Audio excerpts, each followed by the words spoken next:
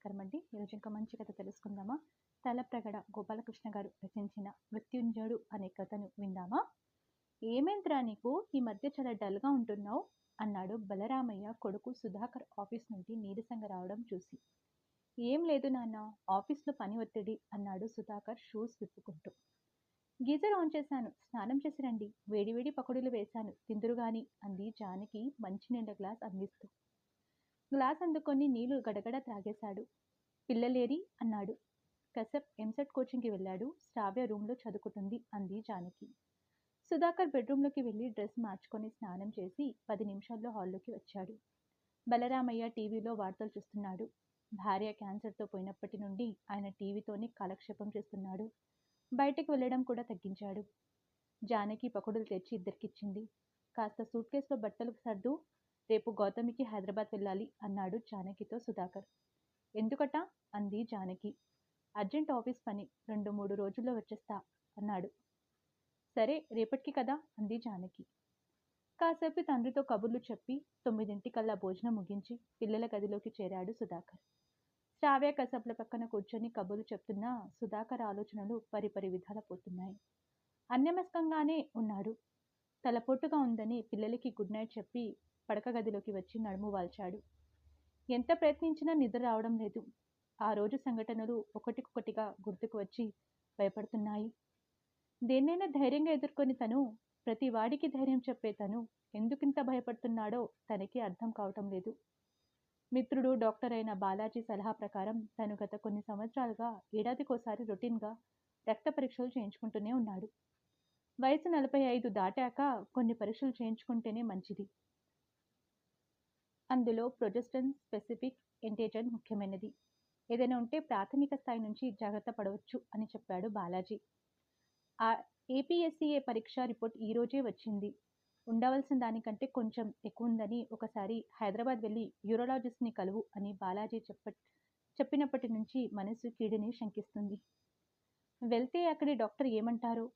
ఒకవేళ ఆ ప్రమాదకరమైన రోగమైతే భార్య, పిల్లలు, వృద్ధుడైన తండ్రి అనాథులైపోతారేమో. తన తల్లిలాగే తనకి రాసిపెట్టి ఉందేమో. సుధాకర్ని ఆలోచనలు భయపడుతున్నాయి. ఏమైంది, ఎందుకలా నిద్రలో ఉలిక్కి పడుతున్నారు అని భార్య అన్నా సుధాకర్ నోరు విప్పలేకపోతున్నాడు. మర్నాడు సాయంత్రం బట్టలు సర్దిన సూట్ కేస్ అందించింది జానకి. తండ్రికి భార్యకి వెళ్ళొస్తానని చెప్పి పిల్లలిద్దరిని దగ్గరగా తీసుకొని ముద్దు పెట్టుకొని రైల్వే స్టేషన్కి ఆటో ఎక్కాడు. స్టేషన్కి వచ్చిన 10 నిమిషాల్లోనే గౌతమి వచ్చింది. గౌతమి ఎక్కి బెర్త్పై నడుము వాల్చిన కలత నిద్రలో అన్ని పీడకలలే.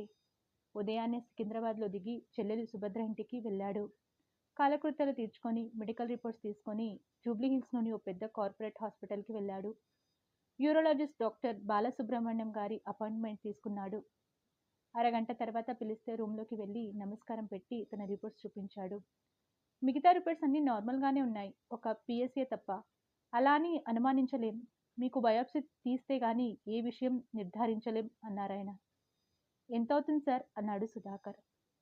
20,000 దాకా అవుతుంది అన్నారు డాక్టర్. సుధాకర్కి ఏం చేయాలో అర్థం కాలేదు. బయాప్సీ తీసుకోకపోతే రోగ నిర్ధారణ కాదు, నిర్లక్ష్యం చేస్తే ముదిరిపోవచ్చు. తన సేవింగ్స్ అకౌంట్లో 30,000 దాకా ఉన్నాయి. అవి వాడేస్తే సుధాకర్ బయాప్సీ చేయించుకోవడానికే నిర్ణయించుకున్నాడు. ఓకే సార్, ఏ రోజు చేస్తారు అన్నాడు. రేపు ఉదయం రండి, రిపోర్ట్ రావడానికి 2-3 రోజులు పడుతుంది అన్నారాయన. సరే సార్ అని నమస్కారం పెట్టి ఆయన రాసిన చీటీతో కౌంటర్లో డబ్బు కట్టి బయటికి వచ్చాడు. సిటీలో 2 మిత్రులుంటే కలుసుకొని రాత్రికి చెల్లెలు సుభద్ర ఇంటికి చేరాడు. అన్నం తినబుద్ధి కాలేదు. ఏదో అయిందనిపించి వాళ్ళకి అనుమానం రాకుండా ముఖంకి నవ్వు పులుముకొని పదవగానే మంచమెక్కాడు. ఆ రాత్రంతా భయంకరమైన ఆలోచనలతో జాగారనే. మర్నాడు డాక్టర్ చెప్పిన విధంగా బయాప్సీకి హాజరయ్యాడు. ఏమాత్రం బాధ లేకుండా బయాప్సీ చేసిన డాక్టర్కి ధన్యవాదాలు చెప్పాడు. మీరు ఎల్లుండి సాయంత్రం రండి, అప్పటికి రిపోర్ట్స్ రావచ్చు అన్నారు డాక్టర్. ఆయనకు నమస్కారం పెట్టి బయటపడ్డాడు. ఆఫీస్ పని అవ్వలేదు జానకి, మరో 2 రోజులు పట్టేటట్లుంది అని జానకికి ఫోన్ చేసి చెప్పాడు సుధాకర్. 3వ రోజు సాయంత్రం రిపోర్ట్స్తో డాక్టర్కి కలిశాడు. Mister Sudhakar, nothing to worry, very early stage అన్నారు డాక్టర్. సార్ అంటే అన్నాడు సుధాకర్ గుండె తీటవు చేసుకుని. పాజిటివ్ వచ్చింది, దీనికి రోబోటిక్ సర్జరీ చేయాలి. 4 లక్షలు అవుతుంది. 3 రోజులు హాస్పిటల్లో ఉండాలి. 3 వారాలు డైపర్స్ వాడాలి. మరో 3 నెలలు మందులు వాడాలి అన్నారాయన.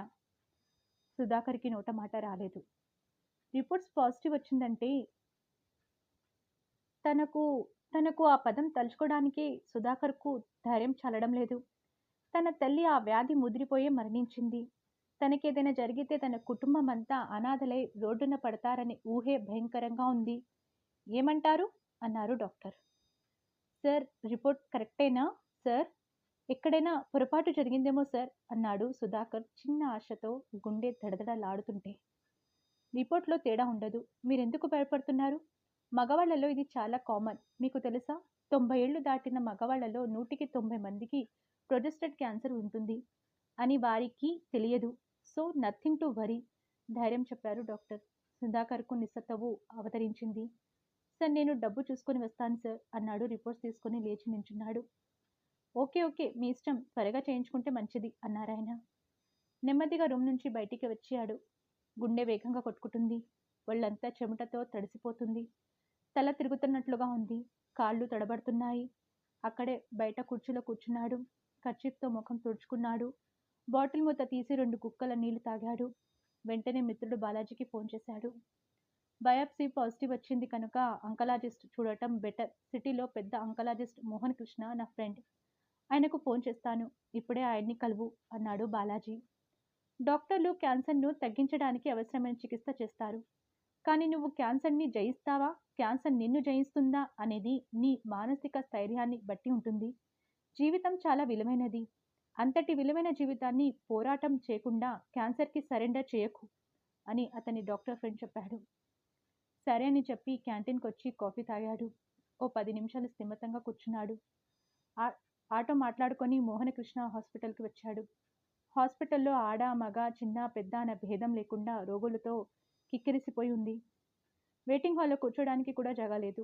డాక్టర్ అపాయింట్మెంట్ తీసుకొని ఓ మూల కూర్చున్నాడు. 1 గంట 2 గంటలు గడిచింది. ప్రపంచంలో తనొక్కడికే ఆ రోగం వచ్చిందని భయపడిన సుధాకర్ అంతమంది అదే రోగంతో చిన్న పెద్ద అనే తేడా లేకుండా రావడం చూసి ధైర్యం తెచ్చుకున్నాడు. చుట్టూ చూశాడు. తన కుడి పక్కన కూర్చున్న ముసలాయనని పలకరించాడు. అతడు అదే సమస్యతో 5 సంవత్సరాల క్రితం ట్రీట్మెంట్ తీసుకున్నాడట. అప్పటి నుంచి సంవత్సరానికోసారి చెకప్కి వస్తున్నాడట.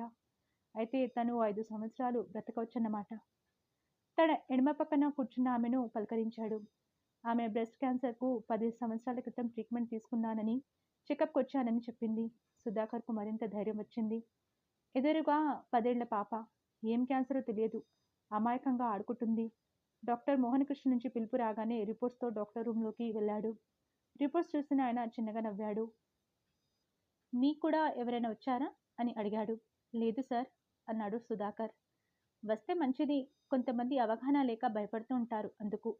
పర్లేదు సార్, చెప్పండి. Nothing to worry, early stage. ఒక 5 సెట్టింగ్ సైబర్ నైఫ్ రేడియేషన్ తీసుకుంటే సరిపోతుంది. You'll be all right అన్నారాయన. సార్, నాకు ప్రమాదం ఏమీ లేదు కదా, నాకు నిజంగా క్యూర్ అవుతుందా అన్నాడు సుధాకర్ సందేహిస్తూ. ఆయన చిరునవ్వు నవ్వాడు. మీ బ్లడ్ గ్రూప్ ఏమిటి అన్నారాయన. ఆయనకి తెలిసే అడిగారు. బి పాజిటివ్ సార్ అన్నాడు సుధాకర్ అమాయకంగా. సో మీ రక్తమే మీ positive. You be positive always. ధైర్యంగా ఎదుర్కొంటే సగం రోగం తగ్గిపోతుంది. మిగతా సగం మా వైద్యంతో తగ్గిపోతుంది. ఎప్పుడూ డాక్టర్ మీద, వైద్యం మీద నమ్మకంతో ఉండండి. రోగం గురించి అస్సలు ఆలోచించకండి. మీ దినచర్య నార్మల్గా చేసుకోండి. ప్రతి వాళ్ళతోటి రోగం గురించి చర్చించకండి. వాళ్ళకి అవగాహన లేక మిమ్మల్ని భయపెడతారు. భయపడేవాడు పోరాడలేడు. పోరాడలేనివాడు విజయం సాధించలేడు. ఎప్పుడూ శత్రువుతో పోరాడాలి. పోరాడితే పోయేదేముంది, రోగం తప్ప అన్నారు డాక్టర్ నవ్వుతూ. ష్యూర్ సార్ అన్నాడు సుధాకర్ కూడా చిరునవ్వుతో. డాక్టర్ మాటలతో సుధాకర్కు కొండంత ధైర్యం వచ్చింది. బెల్ కొట్టి సిస్టర్ రాగానే ఏం చేయాలో చెప్పారు డాక్టర్. ఆమె బిల్ కౌంటర్కి తీసుకెళ్ళింది. సైబర్ నైఫ్ 5 సెట్టింగ్స్కు 5 లక్షలు అవుతుంది సార్ అన్నాడు కౌంటర్లో ఉన్న వ్యక్తి. సుధాకర్ గుండెల్లో ఒక్కసారి పెద్ద బండరాయి పడింది. కొడుకుని బీటెక్లో చేర్చడానికి, కూతురు వివాహానికి అని కడుపు మార్చుకొని, కోరికలని చంపుకొని పైసా కూడబెట్టిన 10 లక్షలు బ్యాంక్లో ఫిక్స్డ్లో ఉన్నాయి. ఒక్కసారిగా 5 లక్షలు తీసేస్తే వాళ్ళ భవిష్యత్ ఏమిటి? హెల్త్ ఇన్సూరెన్స్ చేయించకంతా తప్పు చేశాడో ఇప్పుడు అర్థమైంది. ఆఫీస్లో కూడా అంత సొమ్ము ఇవ్వరు. తనకు ఇంత ఖరీదైన రోగమని తెలిస్తే జానకి, పిల్లలు, నాన్న ఎలా తట్టుకుంటారు? నాన్న గుండె పోతుంది. జానకి కుప్పకూలపోతుంది. పిల్లలు బెబ్బెలెత్తిపోతారు. సో, వాళ్ళకి చెప్పకూడదు. ఇప్పుడు తనేం చేయాలి? నీకే తెలియకుండా నీకెంత ఎక్కువ ధైర్య సాహసాలు ఉన్నాయో సాహసం చేయడం తప్ప మరో మార్గం లేనప్పుడే నీకు తెలిసి వస్తాయి అని ఎప్పుడో చదివిన కొటేషన్ గుర్తు చేసుకున్నాడు. ఈ క్యాన్సర్ నన్ను జయించి నన్ను నా కుటుంబ సభ్యులకి దూరం చేయాలని చూస్తుంది. ఇది నేను సాహసం చేయవలసిన సమయం. నేను క్యాన్సర్తో పోరాడతాను. సాహసంతో పోరాడి క్యాన్సర్ రక్కాసి కొరల నుండి నా జీవితాన్ని తిరిగి తీసుకుంటాను అని ఆలోచించి ట్రీట్మెంట్ తీసుకోవడానికి బయలుదేరాడు. తను లేని వాళ్ళ జీవితాన్ని ఊహించుకోవడానికే భయంగా ఉంది. వాళ్ళ కోసమైనా తను బ్రతకాలి. బ్రతకాలంటే ఎంత ఖరీదైన వైద్యమైనా చేయించుకోవాలంటే బ్యాంకులో డబ్బులు తీయాలి. సుధాకర్ ఒక నిర్ణయానికి వచ్చాడు. రాత్రి బస్సులో ఇంటికొచ్చేశాడు. జరిగిన విషయాలేవి ఇంట్లో కానీ బయట కానీ ఎవరికి చెప్పలేదు. బ్యాంక్కి వెళ్ళి డిపాజిట్లు క్యాన్సిల్ చేసి తన అకౌంట్లో వేయించుకున్నాడు. ఆఫీస్కి వెళ్ళి మరో వారం రోజులు సెలవు పొడిగించుకున్నాడు. మళ్ళీ హైదరాబాద్కు మర్నాటికి తాత్కాల్ టికెట్ బుక్ చేసుకున్నాడు. ఇంటికొచ్చి తండ్రితోనూ భార్యతోనూ మామూలుగా కబుర్లు చెప్పాడు.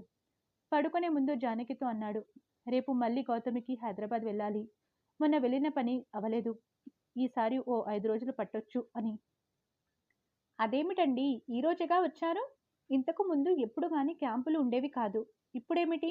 మరి 5 రోజుల్లా? కశ్యప్ను బీటెక్లో జాయిన్ చేయాలి. శ్రావ్యకు చదువు అయిపోతుంది. సంబంధాలు చూడాలనుకున్నాం కదా. ఇలా అస్తమాను హైదరాబాద్ అంటే ఎలా అండి? అంది జానకి అయిష్టంగా. తప్పదు జానకి, మన అందరి కోసం కష్టపడక తప్పదు అన్నాడు. ఎవరు తమ కోసం బాధపడటం ఇష్టం లేదు. తనే ధైర్యంగా ఎదుర్కోవాలి. తను బ్రతికుంటే అందరి సమస్యలు పరిష్కరించవచ్చు. మరో 25 లక్షలు సంపాదించవచ్చు. తనే లేకపోతే 10 లక్షలు వాళ్ళని రక్షించలేవు. మర్నాడు గౌతమికి బయలుదేరి హైదరాబాద్ వచ్చి హోటల్లో దిగాడు. హాస్పిటల్లో 5 లక్షలు కట్టి సైబర్ నైఫ్ రేడియేషన్ చికిత్స ప్రారంభించాడు. 5 రోజులు రేడియేషన్ పూర్తి అయింది. రోజుకు 10 నిమిషాలు చొప్పున రేడియేషన్. ఏ విధమైన బాధ లేదు. శాస్త్ర సాంకేతికత ఎంత అభివృద్ధి చెందినదని ఆశ్చర్యపోయాడు సుధాకర్. 3 నెలలకోసారి చెకప్కి రమ్మని డాక్టర్ చెప్పారు. చికిత్స అయిపోయాక సుధాకర్ నార్మల్గా డ్యూటీకి హాజరవుతున్నాడు. మూడోసారి హైదరాబాద్ చెకప్కి వెళ్ళినప్పుడు రాత్రి హోటల్లో పడుకొని ఉండగా జానకి నుండి ఫోన్ వచ్చింది. హలో జానకి అన్నాడు సెల్ ఆన్ చేసి. మీరు హోటల్లో ఎందుకు దిగారు? మీ పక్కన ఎవరున్నారు? అంది జానకి సీరియస్గా. అస్తమాను మా చెల్లెలు వాళ్ళని ఇబ్బంది పెట్టడం ఎందుకని ఆఫీస్ పని కాదని హోటల్లో దిగాను. నా పక్కన ఎవరుంటారు? అదేం ప్రశ్న? అన్నాడు సుధాకర్. అబద్ధాలు చెప్పకండి. 3 నెలలకోసారి ఆఫీస్ పని అని నాతో చెప్పి సెలవు పెట్టి వెళ్తున్నారా లేదా? అంది కోపంగా. గతుక్కుమన్నాడు సుధాకర్. ఎవరు చెప్పారు? అన్నాడు ఏమనాలో తెలియక. ఎవరు చెప్తే కరెక్ట్ అంటారా? ఈ మధ్య అబద్ధాలు కూడా నేర్చుకున్నారా? ఆ 5 లక్షలు ఎవరికిచ్చారు? నన్ను నా పిల్లని ఏ గంగలో ముంచుతున్నారు? అంది బాధ మిగిలితమైన స్వరంతో. జానకి, ఏం మాట్లాడుతున్నావు? అన్నాడు సుధాకర్ బాధగా. నాకంతా తెలుసండి. మీ ఆఫీస్లో పని చేసే మూర్తి గారు మీ ఆఫీస్ తాళాల కోసం మన ఇంటికి వచ్చినప్పుడు చెప్పారు. మీరు తరచూ సెలవులు పెడుతున్నారని, ఆఫీస్ పని కాదని. బ్యాంకులో పనిచేసే మా అక్క కొడుకు రవి మీరు 5 లక్షలు తీసుకున్నారని చెప్పాడు.